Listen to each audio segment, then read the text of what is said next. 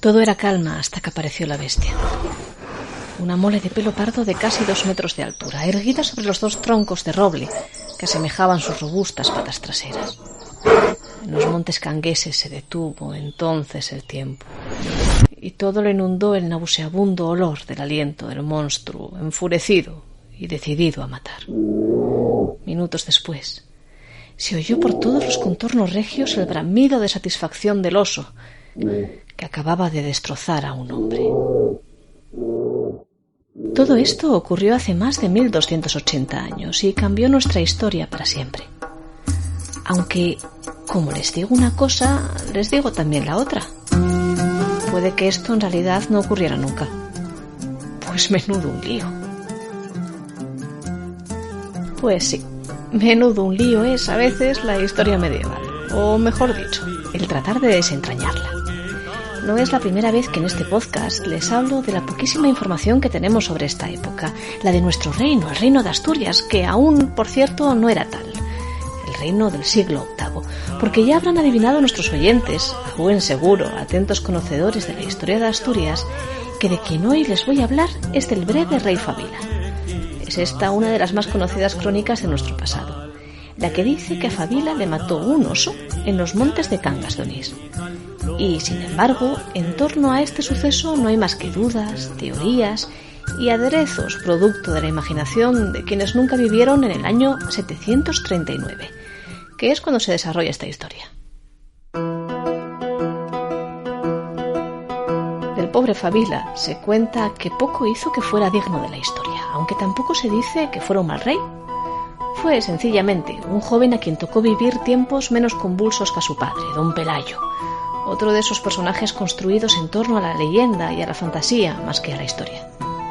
Cuando éste murió en el año 737 y después de haber sido enterrado en Abamia, en Santa Eulalia, dejó que sepamos 2 hijos, fruto de su matrimonio con Gaudiosa: Fabila, quien sucedió a su padre, y Ermesinda, mandada a casar con un noble cántabro de nombre Alfonso.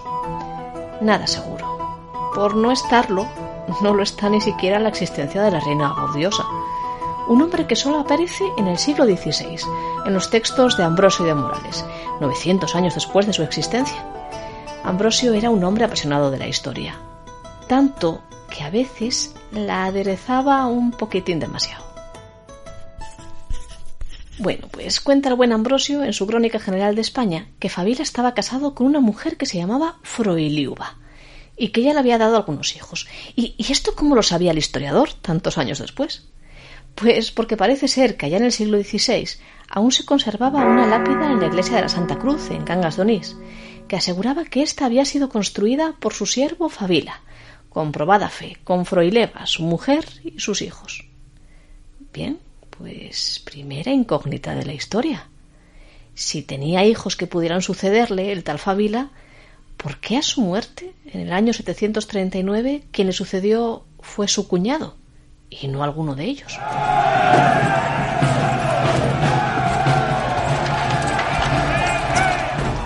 Claro, pues la polémica está servida. En cualquier caso, eso es lo único que conservamos del reinado de Fabila, la iglesia que éste mandó edificar sobre un túmulo funerario de allá por el año 3000 a.C., el túmulo, el dolmen, para entendernos.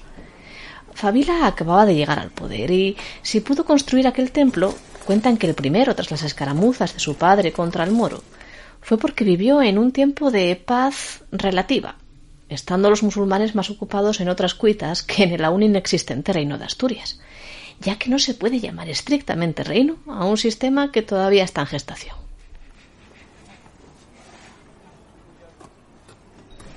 Así que Fabila construyó la iglesia de la Santa Cruz, tan sencilla y hermosa como aún se conserva afortunadamente hoy en día. La construyó y se murió. Filius eius Fabila in regno successit, qui propter pacitatem temporis nihil historia dignum egit. Quadam occasiones levitatis ab urso imperfectus est, an regni sui secundo era. No suena tan romántico como el latín, claro, pero el caso es que dice así la crónica sebastianense, que Fabila fue muerto por un oso a causa de una ligereza, en el segundo año de su reinado, en la era del 777. Sí, 777. No es que se equivoque el cronista, no. Fabila murió en el año 739, pero también en el 777. Todo es cuestión de con qué calendario nos estemos entendiendo. Y en estas crónicas se utiliza el de la era hispánica, que arranca con la pacificación romana en Hispania, completada en el 38 a.C., de ahí la diferencia con nuestro calendario actual. Y, en fin, que esto es todo lo que sabemos de Fabila y de su desgraciado fin. Nada más. ¿Hallaremos alguna respuesta más rascando como podamos la historia? ¿Podremos averiguar si este fue el fin verdadero que tuvo Fabila o acaso sería aquel monstruo algo más humano que un oso?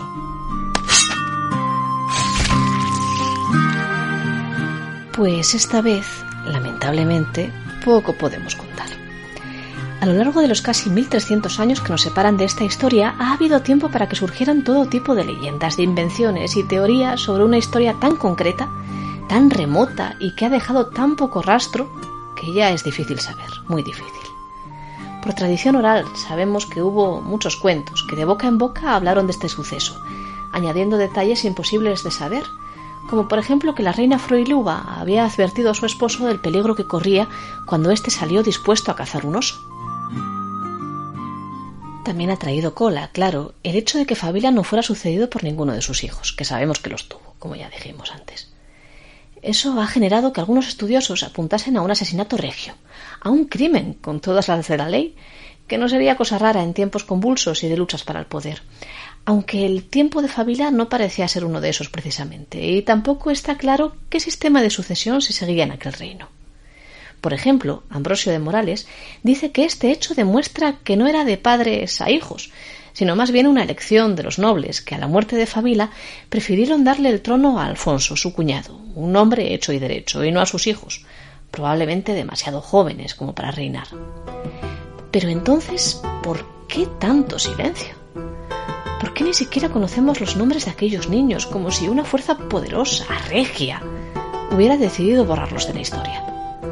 ¿O será simplemente que no han llegado hasta nosotros por otras causas más pacíficas? ¿Quién sabe? Ya no lo podemos saber. Tampoco la razón de que Fabila se topase con aquel oso que le mató. Quizás era aficionado a las monterías, a la caza, máxime en tiempos de paz con los musulmanes, y teniendo, por tanto, poco que hacer.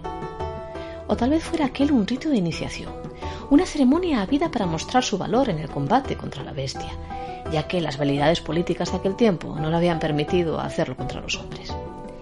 Levitate, la palabra que usan las crónicas para explicar por qué se produjo el accidente, puede significar imprudencia, pero también escasa hombría, así que ambas teorías pueden ser perfectamente válidas. Lo único que está claro es que de Fabila es uno de los reyes de los que más se ha hablado, sabiendo menos de su vida. ¿Quién sabe?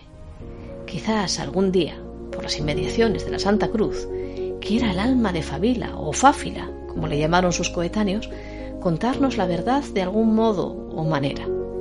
Mientras tanto, como siempre, solo nos queda la imaginación.